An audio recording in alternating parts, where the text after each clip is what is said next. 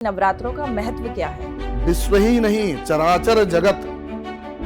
चराचर मतलब चर और अचर, जिसकी आराधना स्वयं विष्णु करते हो और स्वयं जिसकी आराधना शिव करते हैं। हमारे वेद में, उपनिषद में, आगम ग्रंथों में बहुत सारे ऐसे ग्रंथ हैं। वामपंथियों के बन जाती है, राष्ट्रवादियों के, तो पूरे विश्व का खेल चल रहा है। नमस्कार, मैं रुचि एक बार फिर से आप सभी का स्वागत करती हूं भाग्य जीएसटो में। जैसे कि आप सभी को पता है कि नवरात्रे आने वाले हैं और नवरात्रों का मतलब है माँ दुर्गा से। माँ दुर्गा की पूजा और उपासना करने से हम सभी की मनोकामनाएं पूरी होती हैं और इसी के बारे में जानकारी देने के लिए हमारे साथ फिर से उपस्थित हुए हैं आचार्य डॉक्टर मिथिलेश पांडे जी, जो हमें आज बताने वाले हैं कि नवरात्रों का महत्व क्या है और इसकी शुरुआत कब से हुई थी। तो चलिए मिलते हैं। नमस्कार आचार्य जी। बहुत बहुत धन्यवाद आपका, मुझे अपने इस पॉडकास्ट में पुनः आमंत्रित करने के लिए। आचार्य जी, हमारे दर्शकों को ये बताइए कि नवरात्रों का महत्व क्या है? देखिए, आपने इतना सुंदर प्रश्न करा है। भगवती दुर्गा, जिनको हम जगदम्बा बोलते हैं, और जगदम्बा स्वयं ही बोलती हैं कि मैं ही इस पूरे विश्व का संचालन करती हूं। विश्व ही नहीं, चराचर जगत। चराचर मतलब चर और अचर, लिविंग एंड नॉन लिविंग, सब पर कंट्रोल माता का ही है। ब्रह्मा विष्णु शिवरी, ऐसा आरती में गाते हैं ना, जय अम्बे गौरी मैया जय श्याम गौरी, तुमको निस्दिन ध्यावत ब्रह्मा विष्णु शिवरी। तो मतलब जिसकी आराधना स्वयं ब्रह्मा करते हो, जिसकी आराधना स्वयं विष्णु करते हो और स्वयं जिसकी आराधना शिव करते हो, वो है जगदीश्वरी, वो परमेश्वरी। शाक्त संप्रदाय में ऐसा आता है, भगवती, शाक्त संप्रदाय का मानना है कि भगवती ने ही इस सृष्टि की रचना करी, कारण कि वो शक्ति की ही उपासना करते हैं। एक बार भगवती के मन में आया कि सृष्टि की रचना करनी है। आगे बढ़ रही थी तो देखा पीछे उनकी छाया से उनके मन में आया कि सृष्टि की रचना अकेले तो नहीं की जा सकती है, तो उस छाया से उन्होंने शिव की रचना करी। शिव बने। उसके बाद उन्होंने, जब उनको पूर्णता मिली, कारण कि शिव शक्ति के बिना शव हैं, और शव में जब शक्ति आ जाती है तो वो शिव बन जाते हैं। ये शाक्तों का मानना है। परंतु अन्य हमारे वेद में, उपनिषद में, आगम ग्रंथों में बहुत सारे ऐसे ग्रंथ हैं, इंडियन माइथोलॉजी, जिसमें वर्णित है कि भगवती दुर्गा का प्रादुर्भाव कैसे हुआ। एक बार की कथा आती है मार्कंडेय पुराण में, और तैत्तिरीयोपनिषद में भी यही कहानी है। एक बार की बात है कि एक राक्षस था, महिषासुर। इतना अत्याचारी, दुराचारी राजा था कि उसके राज्य में कोई भी धर्म से रिलेटेड कोई कार्य नहीं कर सकता था, देवाराधन नहीं हो सकता था।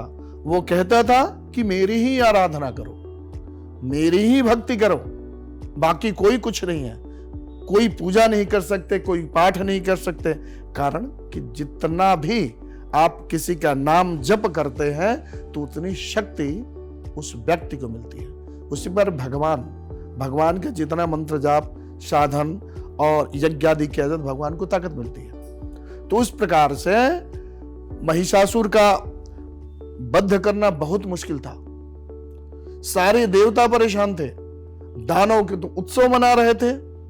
जैसे आजकल कोई ऐसी पार्टी की सरकार बन जाती है कोई राष्ट्रवादी की पार्टी की सरकार हो जाओ तो दूसरे वामपंथी वालों की ऐसी कहानी हो जाती है, वामपंथियों की बन जाती है, तो राष्ट्रवादियों की, तो पूरे विश्व का खेल चल रहा है। तो उस परिप्रेक्ष्य में महिषासुर को मारना इतना आसान नहीं था, वो किसी के बस में नहीं था महिषासुर का वध करना। सारे देवता इकट्ठे हो गए और सोचे कि इसका क्या निराकरण किया। जैसे सभा लगती है उसी प्रकार सभी लोग, उसमें शिव भी आए, विष्णु भी आए, ब्रह्मा भी आए, विश्वकर्मा भी आए, पवन देव भी आए, कुबेर भी आए, ये जितने भी देवता हैं, जब हमारे 33 कोटि देवता, जो कोटि प्रकार, उनके एक प्रकार है, तो उस प्रकार जो भी अपना अपना जो उनका आसन था, जो भी पोजीशन था, वहां उस सभा में आए और विचार करने लग गए। लेकिन किसी में ये हिम्मत नहीं थी कि वो सेना को इकट्ठा करके महिषासुर के खिलाफ युद्ध कर सके। बहुत ही शक्तिशाली राजा था महिषासुर। जब ये लोग आपस में मंत्रणा कर रहे थे, विचार कर ही रहे थे, तो बारी बारी से सबके मस्तिष्क से कुछ तेज निकला और तेज धुआं की तरह निकला और आसमान में बढ़ने लग गया।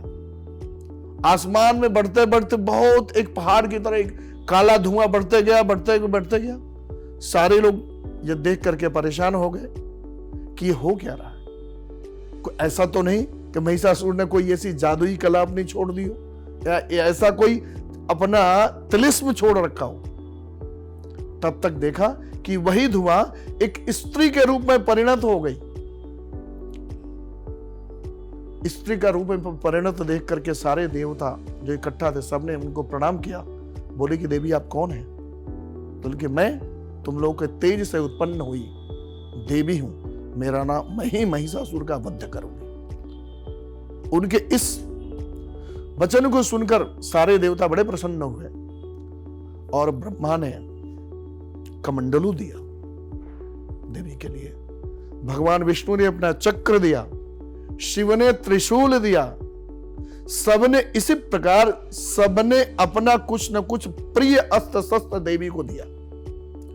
पवन देव ने वस्त्र दिया। ये सारे दुर्गा सप्तशती में वर्णित है। इस पर भगवती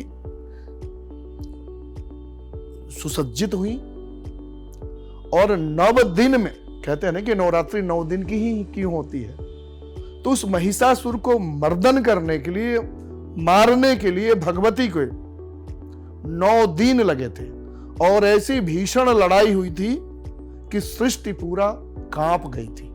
और 9 दिन जब पूरी हुई थी तो 10वें दिन भगवती ने महिषासुर का वध किया था, इसलिए विजयादशमी उसे कहा जाता है। आचार्य जी, हमारे दर्शकों को ये बताइए कि हम नवरात्रे क्यों मनाते हैं, और अगर कोई परिवार नवरात्रे नहीं मनाते तो क्या उन पे माता रानी की कृपा नहीं होती? बहुत बढ़िया प्रश्न है आपका। नवरात्रि मनाने और नहीं मनाने का मतलब नहीं है। सूर्य है हमारे सृष्टि के, जिसको हम पिता बोलते हैं। अब कोई सूर्य को गाली देता तो क्या सूर्य प्रकाश नहीं देते हैं? देते हैं ना। कोई धार्मिक पुरुष है उसको भी सूर्य का प्रकाश मिलता है। कोई कितना भी पापी पुरुष हो उसको भी सूर्य का प्रकाश मिलता है। उसी प्रकार माँ होती है, वो सृष्टि की माँ कही गई है। लेकिन नवरात्रि मनाने का मतलब क्या है? हम किसी से सानिध्यता क्यों चाहते हैं? कि हमारे वो केयर करे, हमारे ध्यान रखे। हम पिता की अपनी करीब, मतलब पिता की बातों को क्यों मानते हैं? कारण उनसे हमारा रिश्ता है। तो हम मानवीय लोग एक रिश्ता बना के चलते हैं, और रिश्ता जहां कुछ बनता है वहां आप उस रिश्ते में प्रगाढ़ता आती है, एक भरोसा आता है। जो नहीं मनाते नवरात्रि तो उनको भरोसा नहीं है, भरोसा नहीं बनाना चाहते। लेकिन जो मानते हैं कि मेरी माँ रक्षा करती हैं, मेरे जीवन में उस सारी चीजों का, उस सारे कष्टों का हरण करती हैं और एक नया जीवन देती हैं, पग पग में उनका सहारा मिलता है। तो आप करें न करें, आपकी आस्था पर सवाल कुछ नहीं किया जा सकता है। लेकिन यह है कि एक परंपरा है और हमारे भारतीय परिवेश ऐसा रहा है कि धर्म पारायण देश रहा, जहां देवताओं की आराधना की जाती है। आपने सुना होगा पूरे विश्व में कहीं देवता का जन्म हुआ है क्या? सिर्फ इस भारत भूमि में ही देवताओं का जन्म हुआ है। और इसीलिए देवताओं को भी भारत भूमि बड़ा प्रिय है। महा अंबा या जगदम्बा या भगवती एक ही हैं। अनेक स्वरूप में, अनेक नामों से उनके भक्तजन उनको याद करते हैं, उनकी स्तुति करते हैं, उनका पूजन पाठ करते हैं, उपासना करते हैं, साधना करते हैं। माता के 1000 नाम है, उसमें कई स्वरूपों में, कई युगों में मां आई है और अपने भक्तों को बचाया है, राक्षसों का संहार किया है। माता का मुख्य मतलब यह होता है कि अपने भक्तों की रक्षा करना, कुरीतियों को खत्म करना। जब भी कुरीतियां और संस्कृतियों के बीच में जब डिसबैलेंस महसूस हो जाता है इम्बैलेंस होता है तो वैसी परिस्थिति में कोई न कोई ऐसी शक्ति आती है जो दोनों को बैलेंस करती है। ईश्वर भी यही करते हैं, चाहे वो किसी रूप में आए। बहुत सारे ग्रंथों में कहा जाता है कि भगवती दुर्गा ही कभी राम बन के आती है, कभी कृष्ण बन के आती है, कारण कि उनकी शक्तियां, जितने भी अवतार हैं भगवान के, उनके साथ आप देखोगे कि कहीं ना कहीं कोई ना कोई शक्ति है। वही शक्ति जगदम्बा है, वो अनेक रूपों में अपने आप को लाती हैं और अनेक युगों में लाती हैं और अपने भक्तों का मान रखती हैं, उद्धार करती हैं और उनको इस सांसारिक दुख से हटा करके मोक्ष का रास्ता बनाती हैं और मोक्ष भी दिलाती हैं। आचार्य जी, ये बताइए कि नवरात्रों में माँ दुर्गा की पूजा करने से भक्तों को क्या फल मिलता है? अच्छा, बहुत ही सुंदर प्रश्न है और इस प्रश्न का आशय ये भी है कि इस नवरात्रों का ही, जैसे हमने पिछले चर्चा में भी बात करी थी कि नवरात्र का मतलब ये होता है। आपको पता होना चाहिए कि हर नवरात्रि में माता की सवारी अलग होती है, वो धरती पर आती है। जैसे इस बार माता हाथी पे सवार होके आ रही है। माता का मैके है ये। कहां से आ रही है? अपने लोक से, मतलब जहां उनका निवास है, ससुराल है बोला जाता है, पृथ्वी लोक पे आ रही हैं। हर नवरात्रि में वो आती हैं। नवरात्रि मूलतः 4 होता है, जिसको हम सब जानते हैं। अभी चैत्र में जब ये नवरात्रि 30 मार्च से शुरू हो रही है, वासंतिक नवरात्र, मतलब वसंत ऋतु में आने का मतलब है कि वासंतिक चैत्र महीने में आता है। चैत्र महीने के शुक्ल पक्ष से शुरुआत होती है और जो भी नवरात्रियां होती है प्रतिपदा से लेकर के नवमी तक ही होती है। एक वासंतिक नवरात्र चैत्र नवरात्र आता है, दूसरा नवरात्र आषाढ़ मास के शुक्ल पक्ष के प्रतिपदा से नवमी तक, उसको गुप्त नवरात्रि बोलते हैं। गुप्त नवरात्रि ये होता है कि माता की साधना, जो भक्त हैं माता से सायुज्य पाना चाहते हैं, माता की कृपा पाना चाहते हैं और अंत में सद्गति पाना चाहते हैं, तो गुप्त नवरात्रि में माँ की साधना करते हैं। चाहे वो मंत्र जागरण हो, मंत्र सिद्धि हो, गुरु का सानिध्य लेकर के कोई मंत्र की साधना हो, वो होता है। तीसरा जो नवरात्र होता है, जिसको हम बोलते हैं शारदीय नवरात्र, जो आश्विन महीने के शुक्ल पक्ष के प्रतिपदा से लेकर के नवमी तिथि तक आता है, शारदीय नवरात्र होता है।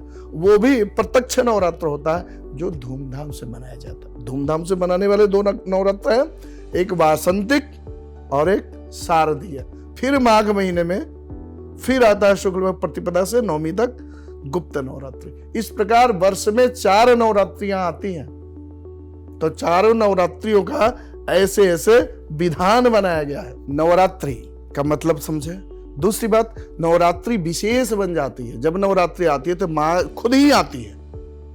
जब माँ का सायुज्य मिलता है, इस पृथ्वी पर आई हुई है, तो भक्तों के सामने एक सबसे बड़ी उनके पास एक प्लस पॉइंट होता है कि जो भी आराधना साधना करते हैं उसका हजारों गुना फल मिलता है।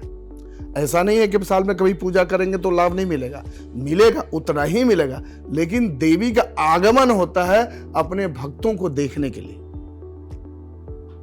आ रहे समाज में परिस्थितियों को व्यापने के लिए, उनको देखने समझने के लिए, उस हिसाब से देवी का आगमन होता है हर 3 महीने के बाद। इसके वैज्ञानिक भी बहुत सारे पहलू हैं, लेकिन वैज्ञानिक पहलू पर हमें नहीं जाना है। हमें इसके महत्व को समझना है कि क्या फल मिलता है। देवी की आराधना से हमें सब कुछ मिलता है। हमें वो क्या मिलता है? हमें मिलता है धर्म, अर्थ, काम, मोक्ष, जिसको हम बोलते हैं वर्ग चतुष्ट। वर्ग चतुष्ट में सब कुछ आ जाता है, हमें धर्म भी मिल जाता है। हमारा जन्म का आधार क्या? हमारा जन्म क्यों हुआ है? क्या ऐसे ही जन्म हो रहा है? नहीं हो रहा है। कई ऐसी आत्माएं हैं, कई जन्मों की तपस्या करती हैं और हमारे जो कर्म होते हैं कुछ भी शेष रह जाते हैं, उसको भोगने के लिए आत्माएं यहाँ आती है। कारण कि जो कर्म शेष बचा है उसको भोग करके फिर हमारी मोक्ष की प्राप्ति हो। हमारे जन्म का आधार ही है मोक्ष की प्राप्ति। मोक्ष की प्राप्ति क्या होता है? सायुज्य हो जाना। जैसे हम कहते हैं शिव सायुज्य, शिव से मिल जाना। देवी सायुज्य, देवी का ही हो जाना। गण के रूप में हो जाना, फिर आपका जाना आना जीवन मरण सब कुछ खत्म, उसके बाद आपका होगा नहीं। तो हम जब चर्चा करें धर्म अर्थ काम मोक्ष, हमारे जीवन का आधार यही है। हम पहले क्या करते हैं, धर्म करते हैं, धन कमाते हैं, काम अपनी इच्छाओं की पूर्ति करते हैं, और अंत में क्या होता है, मोक्ष की प्राप्ति, भगवान की भक्ति, उसके बाद मोक्ष की प्राप्ति। तो जो भी इन चारों में से हमारी कहीं कमी हो रही है, तो भगवती वो सामर्थ्य रखती है जो पूरे विश्व को चलाने वाली है, वो जगदम्बा, वो कुछ भी कर सकती है। और शक्ति आराधना इसीलिए की जाती है। हर देवताओं के अपने अपने डोमेन है। अगर आपको भक्ति चाहिए, सांसारिक भक्ति से मतलब मुक्ति चाहिए, तो उसके लिए अलग देवता है। अगर आपको पावर चाहिए, उसके लिए अलग देवता है। अगर आपको रोग से भी मुक्ति चाहिए, रोग से निवृत्ति चाहिए, तो उसके लिए अलग देवता है। जैसे हमारे देश में, किसी भी देश में एक मंत्रिमंडल होता है, उसी प्रकार स्वर्ग में भी इसी प्रकार के मंत्रिमंडल है। जैसे शास्त्रों में बताया गया है, मंत्रिमंडल के हिसाब से धन के खजांची कैशियर का कुबेर है, धन उन जो भी चाहिए तो उनको मिलेगा, कारण को सारा मैनेज वही करते हैं। और सम्राज्ञी कौन है, सम्राट कौन है, भगवान विष्णु, जो सबके जीवन को चलाने वाले हैं। माता लक्ष्मी, उनकी कृपा होती है जब, कारण बिना अर्थ का कुछ काम हो नहीं सकता है। तो भगवती दुर्गा महाकाली, महालक्ष्मी, महासरस्वती रूप में हमारी रक्षा करती हैं। जैसे भगवान विष्णु ब्रह्मा का काम है सृजन करना, उसी प्रकार भगवती सरस्वती सृजन करती है। पालन करना मतलब भगवान विष्णु महालक्ष्मी, ये उनकी शक्तियां हैं। शिव महाकाली, इस प्रकार ये शक्तियां अपना संचालन करती हैं और पूरे सृष्टि की संचालन के साथ साथ उसको बैलेंस और यानी नियंत्रण करती है। इस प्रकार जो भी भावना से, जो भी मनोकामना हो, भक्त आराधना उपासना करता है, उसकी मनोकामना भगवती स्वयं ही पूरा कर देती है।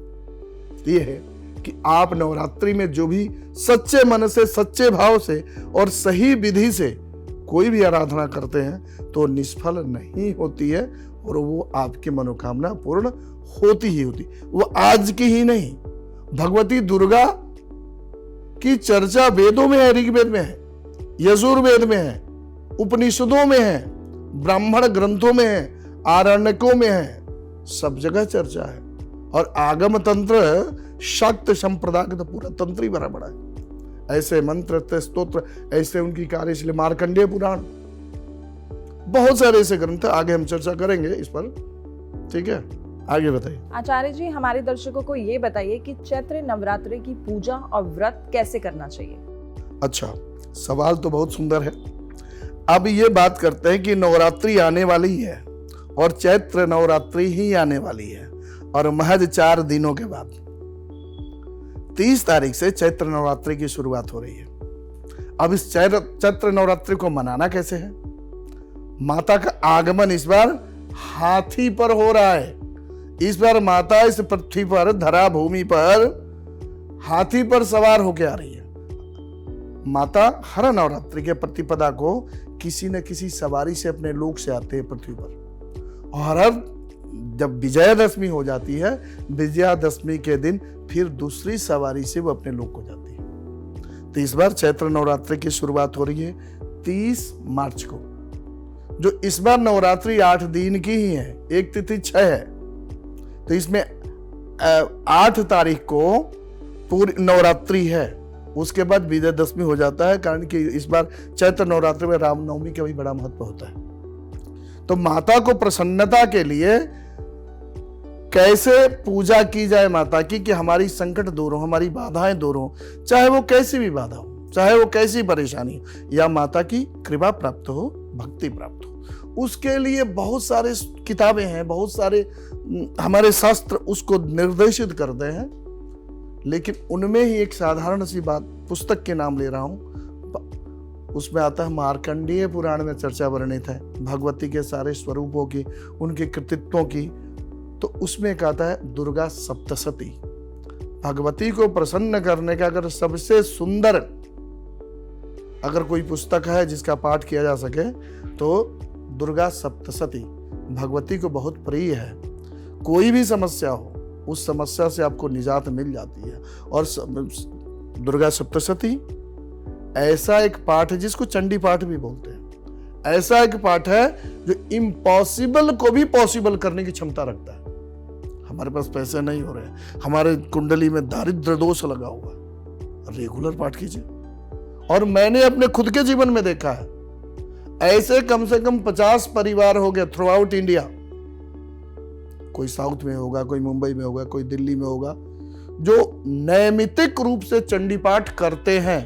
मैंने तो अपने 10 जजमानों का पाठ तो मैं खुद ही अपने ब्राह्मणों से करवाता हूं, तो रोज ही उनका पाठ चलता है। उनका जीवन देखे, पिछले 6 महीना से जिसकी पाठ हुई उसके जीवन में क्या बदलाव आ रहा है, वो खुद ही कहते हैं पाठ मुझे बंद ही नहीं करना है। जिनका 5 साल से चल रहा है उसका क्या रिजल्ट आ रहा है, 10 साल से चल रहा है क्या रिजल्ट है। ये हमारी कार्मिक दोषों को काट देता है पाठ।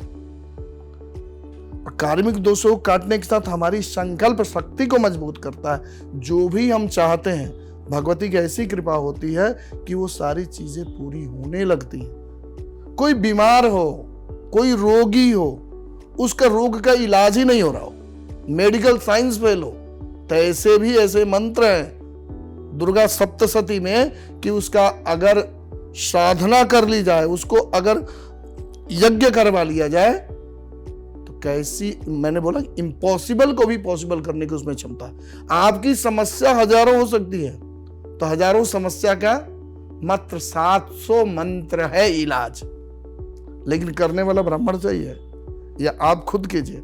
शुद्धता, माता के पाठ में शुद्धता बहुत जरूरी है। अगर शुद्धता नहीं हुई, अगर कोई भी अगर कमी आ गई तो माता माफ नहीं करती। तो इसलिए सप्तशती के पाठ को हर कोई नहीं करता है। और पूरे संस्कृत में है कि हालांकि हमारे जितने भी शास्त्र संस्कृत में ही है, तो शास्त्र को समझने के लिए संस्कृत का ज्ञान परम आवश्यक है। एक बार सप्तशती जो हमारे यहाँ भी उपलब्ध है हर जगह, गीता प्रेस का, जिसमें संस्कृत भी है, हिंदी में है।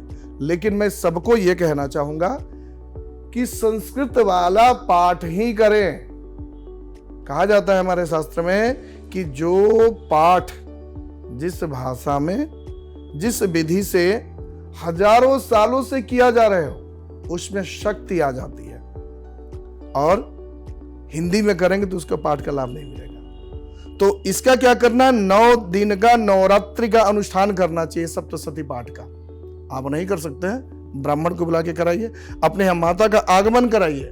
पहले दिन प्रतिपदा के दिन कलश स्थापन करने का विधान है, कलश स्थापन कराइए। कलश स्थापन करने के बाद उसके पूरी विधान होता है जो पंडित जी आपको बताएंगे। 9 दिन तक पूरा नव पाठ होता है भगवती दुर्गा का, सप्तशती का अखंड ज्योत जलता है। हर रोज गौरी, गणेश, नवग्रह, षोडश मातृका, चतुष्टष्ट योगिनी, वास्तु देवता, ये सारे देवता मंडल की स्थापना होती है पहले ही दिन। उसके रोज उनका पूजन चलता है। जब 9 पाठ हो जाता है तो कोई अष्टमी में हवन कराता है, कोई नवमी में हवन करवाता है। हवन करवाने के बाद कन्या जिमाते हैं, कन्या का भोजन करवाते हैं। उसके बाद क्या होता है, माता की विदाई 10वीं को करना चाहिए। इस हिसाब से आप करते हैं तो आपकी मनोकामना पूर्ण होगी। और अगर कोई भी व्यक्ति करता है एक नवरात्रि, तो मैंने तो ऐसा किसी को नहीं देखा कि एक नवरात्रि की अगर उसने विधि विधान से किया और दूसरी नवरात्रि उसने नहीं किया हो, कारण कि उसकी श्रद्धा उतनी ही बढ़ जाती है। माता उसके मनोकामना को उसी तीव्रता से पूरी कर देती है। दूसरी बात, अगर आपको संस्कृत नहीं आती हो तो कोई माता का मंत्र, जैसे आपको कोई भी ऐसा मंत्र लिया जाए जो सब कुछ मेरा मंगल मंगल हो, मेरे जीवन में कोई परेशानी ना हो, मेरी कोई बाधा, मतलब जीवन में कोई बाधा नहीं आए, जीवन में परिवार में सब जो खुशी खुशी हो, तो उसके लिए एक मंत्र मैं सप्तशती से ही बताता हूं, जिसमें यह सर्व मंगल मंगलये शिवे सर्वार्थ साधिके शरण्ये त्र्यंबके गौरी नारायणी नमस्तुते। अब इसका 1 माला, 11 माला, 21 माला प्रतिदिन के हिसाब से आप जाप करें। जाप करने के बाद हवन करें, कन्याओं को जिमाएं, इसका लाभ मिलेगा। अगर हेल्थ की समस्या है, रोगान शेषान पहंसी तुष्टा रुष्टा तु कामान सकलान, सप्तशती का मंत्र है, इसका जप करें, हवन करें। अगर गरीबी है, घनघोर गरीबी है जीवन में, तो दुर्गे स्मृता हर्ष भीतिम से सजंतो, ये भी दुर्गा सप्तशती का मंत्र है। इस मंत्र का रोज ही 1, 11, 21 माला जाप करें, या जो आप पाठ कर रहे हैं या करा रहे हैं किसी ब्राह्मण से, संपुटित पाठ करवाएं। एक सिंपल पाठ होता है, एक संपुटित पाठ जो विशेष कार्य विशेष के लिए होता है। उस हिसाब से विधि विधान से आप करते हैं तो आपकी सारी मनोकामनाएं माता पूर्ण करेंगी और 9 दिन के पाठ में ही पूरी हो जाती है। तो एक क्रम है, उस हिसाब से हम चलते हैं तो हमारे जीवन की बाधाएं दूर होती है, जीवन में सुख संपत्ति आती। ईश्वर भी क्या चाहता है, हम उसी के तो संतान हैं, वो हमें सुखी देखना चाहता है। भगवान माता हमें सुखी देखना चाहती है, लेकिन हमारे कार्मिक कनेक्शन है, कार्मिक डेब्ट्स हैं जिसको हमें भोगना पड़ेगा। लेकिन फिर भी वहां बैठता है। हम कहते हैं कि अगर मैं तुम्हारा पुत्र हूं तो तुम्हें दिखता नहीं, लेकिन वो जब काट ही देगा फिर आपको अगले जन्म में आना पड़ेगा। तो फिर भी मदद करता है ईश्वर। नाम जप सबसे बड़ा साधन है कलयुग का। और भगवती दुर्गा किसी भी फॉर्म में पकड़ लीजिए, हमारे यहाँ तो ऐसे कई कई उदाहरण हैं। तो नवरात्रि में भगवती दुर्गा का इस प्रकार से आवाहन पूजन हो तो मनोकामना पूर्ण होती है। साथ ही साथ अगर आपको मंत्र नहीं आता, दुर्गा सप्तशती कुछ नहीं, दुर्गा चालीसा तो आता होगा, नमो नमो दुर्गे दुखहरणी, नमो नमो अम्बे सुखकरणी। इसका ही एक संकल्प ले लो, 11 पाठ, 21 पाठ, 108 पाठ और रोज का करना है। दिया जलाइए, घी के दिया जलाइए और पाठ कीजिए। बाद में कुछ नहीं तो कन्या भोजन कराइए, उसका ही लाभ मिलेगा। जीवन के सारे परेशानियों का हल माता के पास है। और सही मन से करुण पुकार अगर माता की जाए तो माता जरूर सुनती। ईश्वर तो सुनता है, हर कोई सुनता है। तो अगर सही भावना सही हो, अगर हमारी संकल्प सही हो, तो सिद्धि तक व्यक्ति पहुंच ही जाता है। अब मैंने पूजा पाठ के बारे में बताया, अब बताता हूं व्रत कैसे करना चाहिए और नवरात्रि में वो क्या क्या नहीं करना चाहिए। नहीं तो कष्ट किसको आता है, हमें ही आता है। हम पाठ करवा रहे हैं लेकिन हम वो भाव नहीं ला पा रहे हैं, हम वो विधि विधान का पालन नहीं कर रहे हैं, तो पाठ का लाभ हमें नहीं मिलेगा। साथ ही साथ परेशानियां जीवन में आएगी। तो अगर हम व्रत करना है, नवरात्रि में व्रत किया जाता है, तो बेहतर तो हो कि 9 दिन का व्रत करें। बहुत लोग करते हैं। तो पहले दिन जिस दिन नवरात्रि हो, आपको थोड़ा सा चावल, थोड़ा सा जल, एक फूल, कुछ दक्षिणा, एक फल हाथ में लीजिए, संकल्प कीजिए।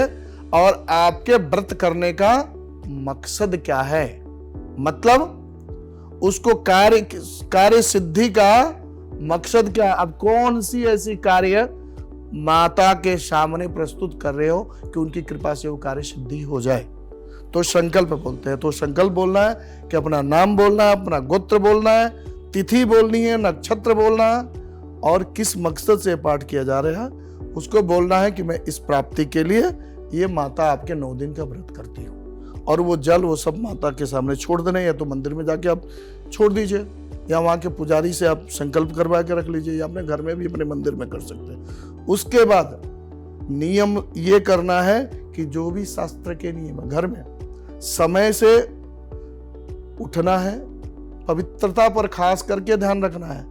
घर में लड़ाई झगड़े नहीं होने चाहिए।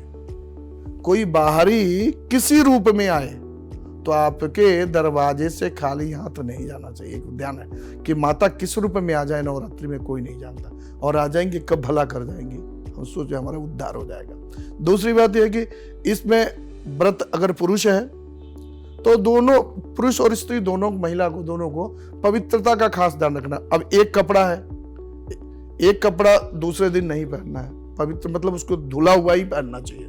दूसरे कुछ समय पूजा पाठ में लगाएं। पूजा पाठ में के साथ साथ अगर आपने अखंड ज्योत अपने घर में जलाया, खेतरी बीजते हैं, जबारा बीजते हैं, तो उसका ध्यान रखें। अकेले आप छोड़ के उसको नहीं जाएं।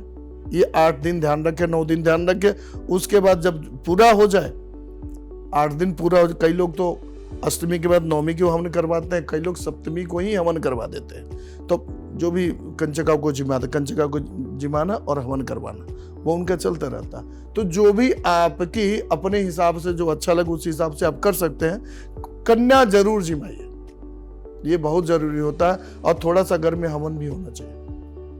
कोशिश ये करें कि नवरात्रों के क्रम में सुबह शाम कोई पाठ अगर करें तो करें, माता की आरती जरूर करें। और आरती के साथ साथ कोशिश ये हो घर का पूरा परिवार का सदस्य आरती में शामिल हो।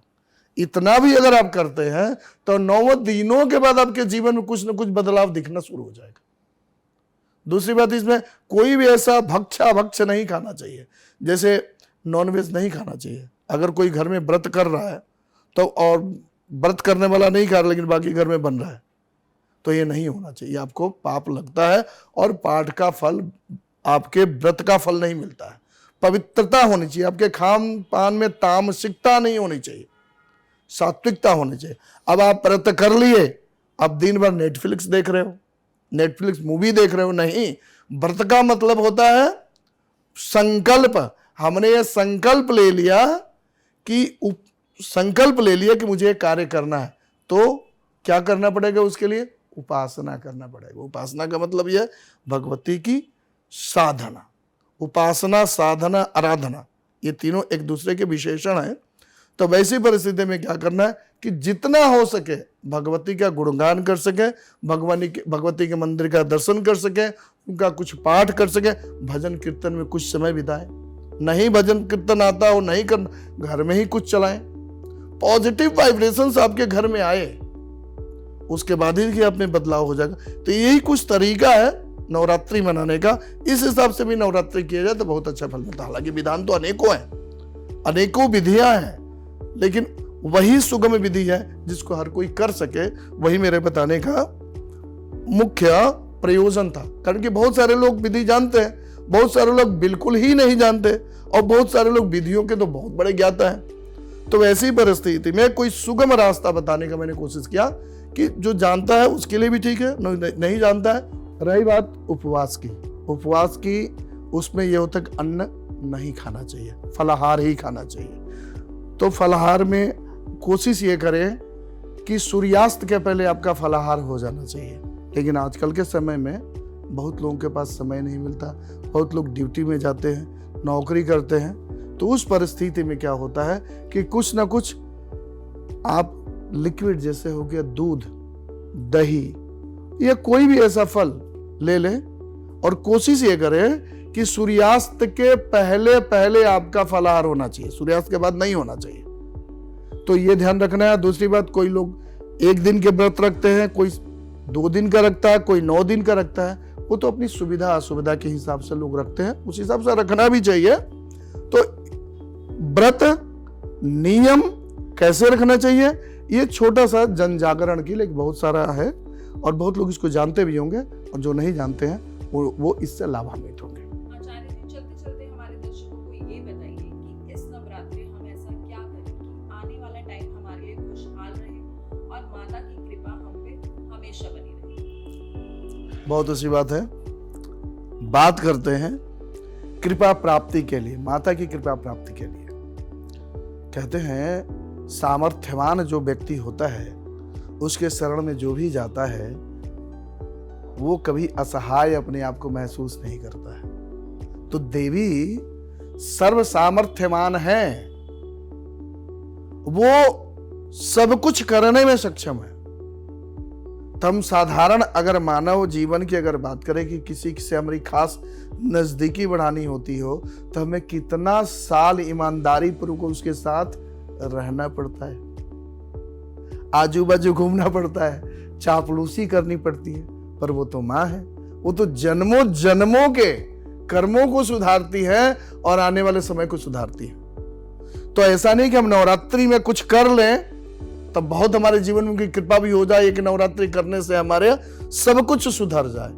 जो जल्दी सुधरता है वो उसी जल्दी में बिगड़ता भी है। तो इस परिस्थिति में हमें यह करना है कि कोई भी माता का मंत्र, कोई भी स्तोत्र, एक जीवन में उपासना का एक विधि बनाना चाहिए। सुबह सुबह नहाने की आदत डालिए, सुबह नहाइए, स्नान करिए, पवित्र बनिए।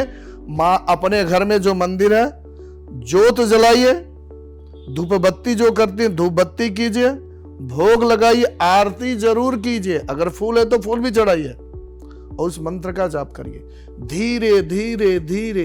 ऐसा नहीं है कि 2 महीने में हो जाएगा, हो सकता है 5 साल लग जाए, 10 साल लग जाए। तो माता की कृपा का आपको आभास होना जीवन में शुरू हो जाएगा और आप जिस भी मकसद से वो कामना लेकर के आप आगे बढ़ रहे हो, आप देखोगे कि पूरा होना शुरू हो जाएगा। तो वही तो माँ की कृपा है, जो हमने मांगा माँ ने दिया। अब एक मन्नत पूरा करने के लिए वो कितनी कितनी चढ़ाई करते, कई सीढ़ियों से चढ़ाई करते हैं पहाड़ों में जाकर के, मंदिरों में। लेकिन हम सोचते हैं कि एक मंदिर में गए, दर्शन कर ली, हो गए। नहीं, आपको सानिध्य चाहिए किसी का, आपको कृपा किसी का चाहिए, तो उसके साथ सामंजस्य भी बनना चाहिए। तो इसीलिए कहते हैं हमारे हिंदू धर्म में इष्ट का बड़ा महत्व है, इष्ट बनाने का बड़ा महत्व है। इष्ट आपको हर विपरीत परिस्थिति में आपकी रक्षा करता है, चाहे कोई भी संकट में पड़े हो। आपको बोलने की जरूरत नहीं, इष्ट वहां से निकाल लेगा। इष्ट बनता कैसे है? इष्ट बनाने के लिए उसके मंत्र का, उसके स्तोत्र का डेली पूजा पाठ करना पड़ता है, उसको अपने जीवन में लाना पड़ता है।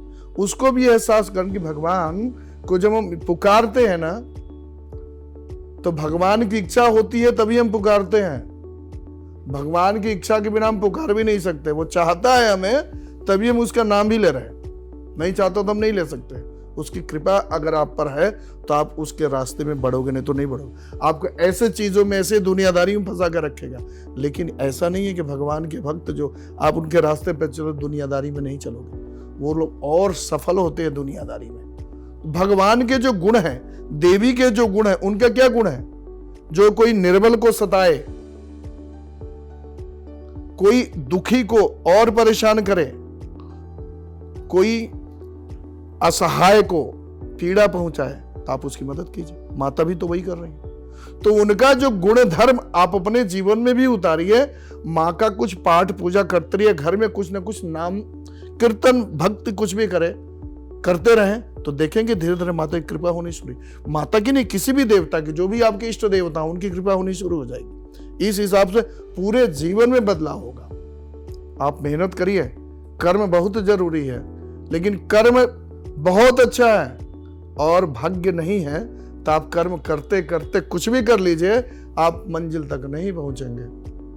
लेकिन भाग्य में है और कर्म नहीं करते, तो भाग्य में अगर है तो कर्म भी करवा देगा। तो दोनों रास्ते पर चलना ही पड़ेगा, तभी जीवन सफल हो सकता है। और दोनों रास्तों पर चलने के लिए ईश्वर कृपा बहुत जरूरी है। बिना ईश्वर कृपा के कोई भी आगे नहीं बढ़ा है, ये निसंदेह और सत्य है, यथार्थ है ये।